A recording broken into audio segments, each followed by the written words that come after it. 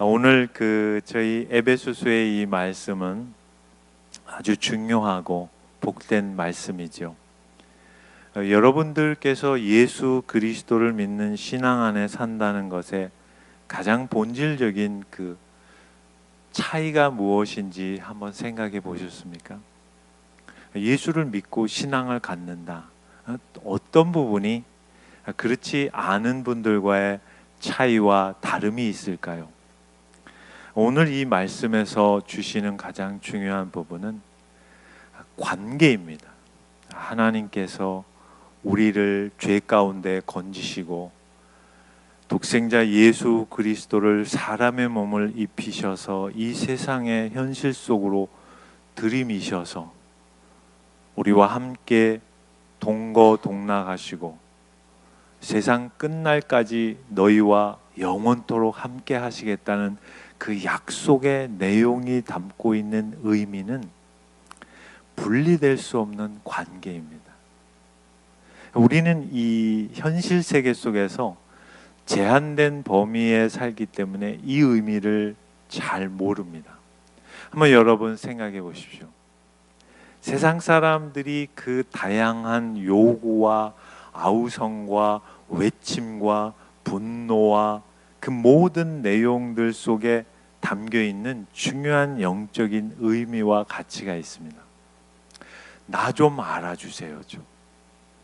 나란 존재에 대하여 존중해 주시고 나라는 한 개인에 대하여 집중하여 주시고 나의 이 답답한 어려운 현실과 삶의 무게에 대하여 귀 기울여 주시는 그 단 한 사람만 있다면 저는 살 것 같습니다. 그 이야기와 하나도 다를 바가 없습니다. 여러분 어떻습니까? 여러분의 삶에서 여러분 혼자 고립돼 여러분 스스로 여러분의 모든 삶을 꾸려가신다고 가정을 해보십시오. 얼마나 삶이 팍팍하고 그리고 불안하고 때로는 절망스럽겠습니까? 오늘 이 에베소서 2장의 말씀은 그것입니다. 죽어 있었던 우리, 이미 생명력을 잃어버린 우리를 향하여 하나님께서 긍휼이 풍성하신 하나님이 우리를 사랑하신 그 큰 사랑을 인하여 관계에서 가장 중요한 게 무엇인지 아십니까? 사랑입니다. 그 큰 사랑을 인하여 허물로 죽은 우리를 그리스도와 함께 살리셨고 함께 일으키셨고 예수 그리스도 안에서 함께 하늘에 앉히시고 그리스도 예수 안에서 우리에게 자비하심과 그 은혜의 지극히 풍성함을 오고 오는 모든 세대에게 보여주시기 위하여 그 자비하심의 풍성함과 그 큰 사랑, 여러분 이것을 여러분 느껴보셨습니까? 여러분 부부로 사시면서 이런 부분에 얼마나 많은 충족감과 만족과 배부름을 경험하십니까? 부부로 삶에 있어서도 한계와 간격과 목마름과 아쉬움이 있죠. 하나님께서 우리를 자녀로 삼으셨다는 것은 우리 인간의 유한한 몸을 입고 사는 그것을 넘어서는 겁니다. 우리는 경험되지 못한 부분을 안고 삽니다. 하나님의 그 큰 사랑이라는 것을 우리는 아직 다 경험해 보질 못했죠. 하나님이 우리를 생명을 주셔서 죽은 자 가운데 다시 회복시키신 것은 세상 사람들이 이해하고 있는 그냥 우주의 대폭발로 인하여 우연의 발상 가운데 뚝 떨어진 생명체가 아니라 계획과 의도와 목적과 뜻을 가지신 창조주께서 우리에게 생명으로 탄생케 하시고 그 망가진 생명체에 다시 새로운 생명으로 불어넣어 주셔서 하나님의 그 큰 사랑을 우리의 현실 속에서의 삶에서 이웃을 향하여, 나의 가족을 향하여, 나의 배우자를 향하여, 나의 자녀들을 향하여 증거하기를 하나님께서 가장 큰 목적을 두고 우리를 구원하셨다는 것입니다. 그것이 오늘 말씀 결론에 이렇게 나오죠. 10절에 우리는 그가 만드신 바라. 성경은 분명히 창조주 하나님에 대하여 선포하고 있습니다.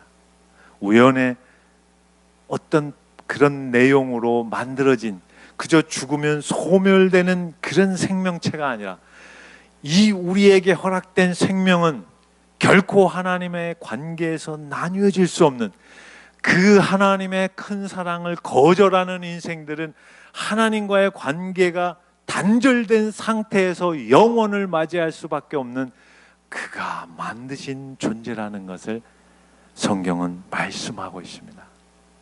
그리스도 예수 안에서 선한 일을 위하여 지으심을 받은 자니 이 일은 하나님이 전에 예비하사 우리로 그 가운데서 행하게 하려 하심이라. 여러분, 신앙의 가장 위대함, 성경이 증언하는 구원의 가장 높은 신앙의 가치는 상대를 하나님의 심정과 그분의 마음과 그분의 인격적 성품으로 사랑할 수 있는 것입니다. 이건 아무나 하는 것이 아니에요. 이건 교과서에서 그 어떤 정치 논리와 도덕과 윤리적인 행함과 가르침으로 형성되고 얻어지고 만들어지는 게 아닙니다. 얼마나 위대한 것입니까? 원수를 사랑하라. 이 말씀을 할 수 있는 것은 주님밖에 없습니다. 주님이 그렇게 하셨으니까요. 창조주를 대적한 인생들을 향하여 자기의 생명을 던지시고 그 모든 희생과 핍박과 억울함을 당하시고 십자가에서 처참히 찢기시고 모든 물과 피를 쏟아내심으로 그 한 영혼을 살려내시기 위하여 인류 속으로 찾아오신 그분의 마음. 오늘 성경은 이렇게 말씀하시죠. 하나님이 우리를 사랑하신 그 큰 사랑을 인하여. 여러분의 신앙의 기준과 잣대와 점검과 모든 가치의 확인은 내가 얼마나 타인을 사랑하고 있는가입니다. 여러분 생각해 보십시오. 우리가 이 짧은 성경의 말씀은 강건하여 해봐야 80이라는 이 인생 속에서 우리가 만들어낼 수 있는 것이 무엇이겠습니까? 우리가 가장 소중하다고 여기는 것들이 얼마나 허망한 것인가를 누구보다도 잘 아시지 않습니까? 신문을 펼쳐보시거나 인터넷의 뉴스를 보시거나 TV의 뉴스를 틀어보십시오. 한마디로 귀결되죠. 허망하구나. 세상은 허망하구나. 최근에 가장 잔인한 그러한 댓글들이 계속 올라오고 있지 않습니까? 입에 담기도 부끄러울 정도로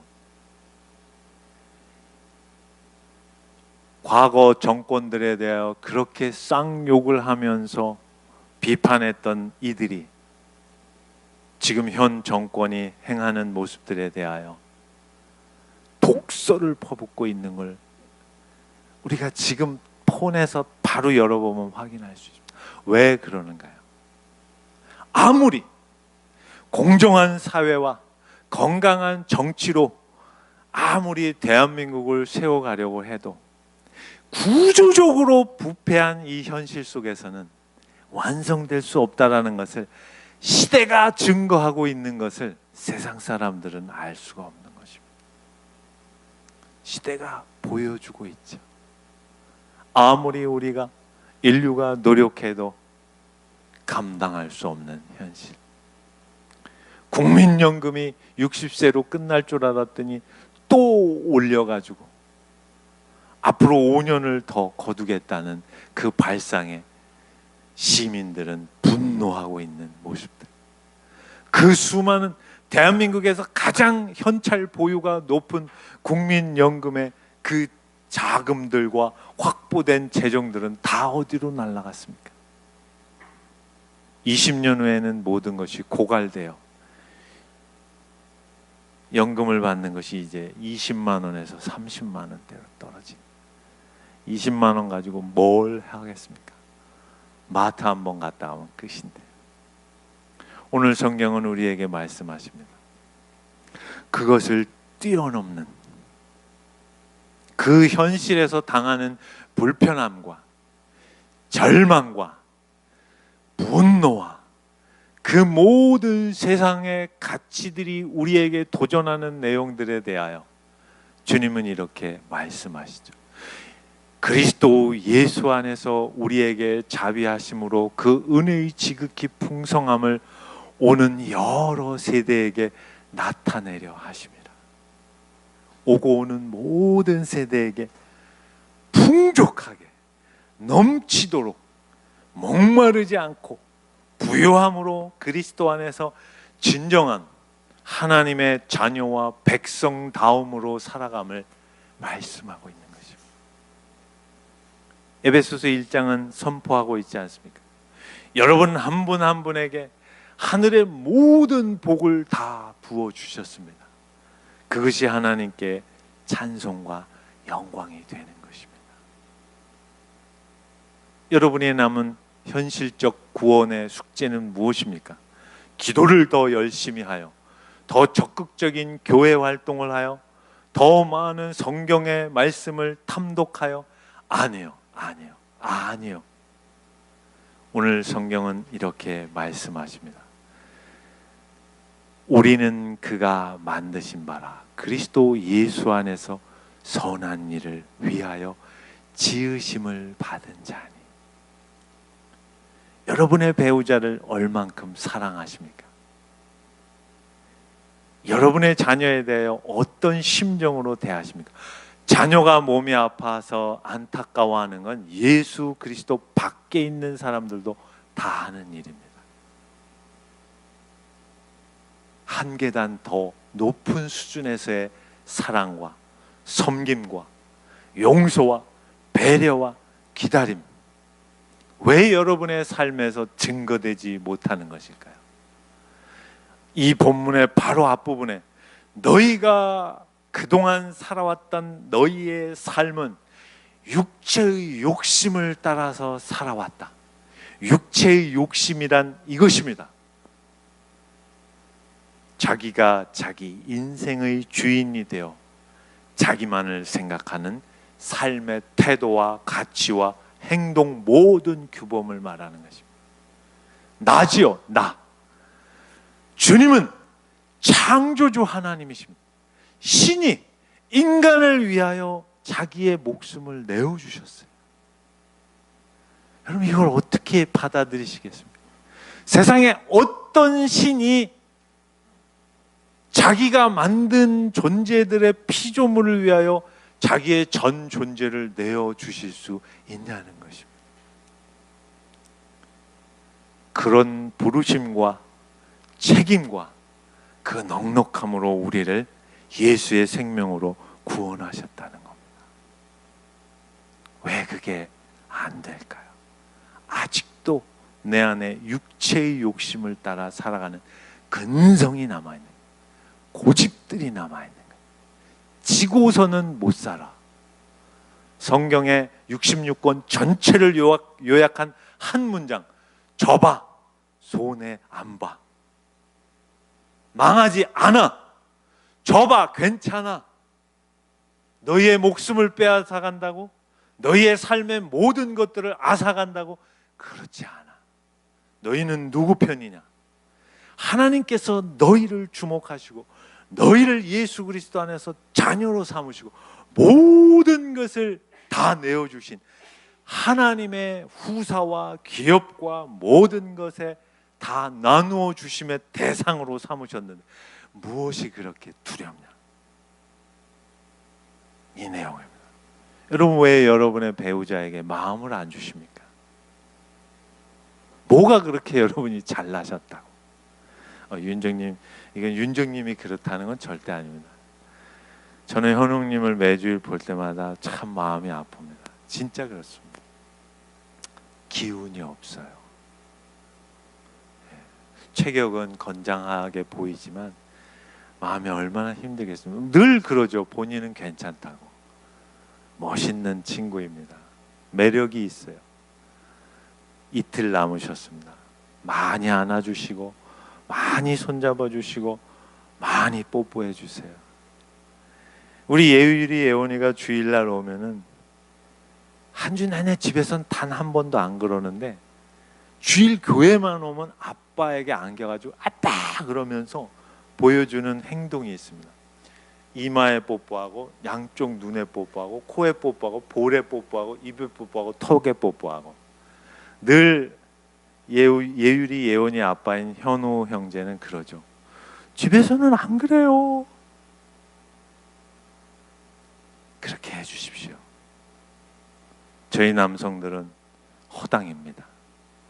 아내 사랑에 힘을 얻고 아내의 따뜻한 격려의 말 한마디에 날개를 답니다. 어떻게 하겠습니까?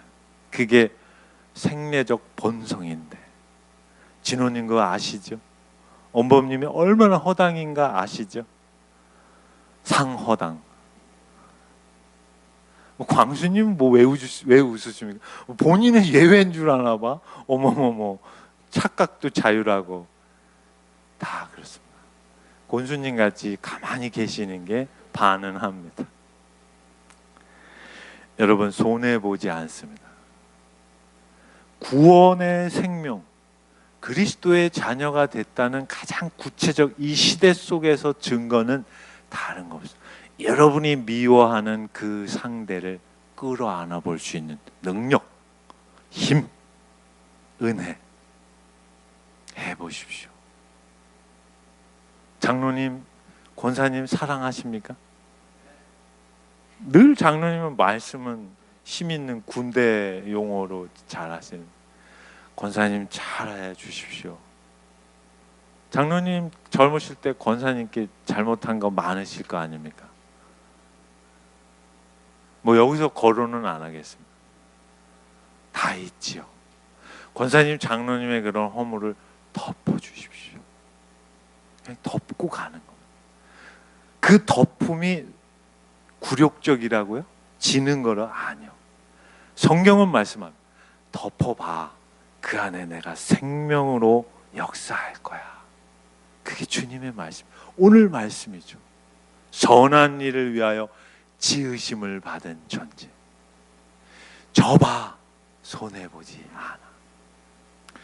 윤정님, 키르기즈스탄에는 높으신 분들이 자주 안 오시나요? 요새 아주 국회가 그것 때문에 시끄럽습니다. 코이카를 통해서 높으신 분들이 가가지고 외유성 방문해가지고 숱한 돈만 세금만 쓴다고 지금 쌈짓돈 없애라고 지금 난리가 났지 않습니까? 우리 윤정님이 그 코이카에 계신 높은 분들이 오시면 바보들이 왔구나. 국민 세금으로 마음껏 활보하는 바보들이 왔구나 하고 잘해 주십시오. 그 바보들이 뭘 알겠습니까?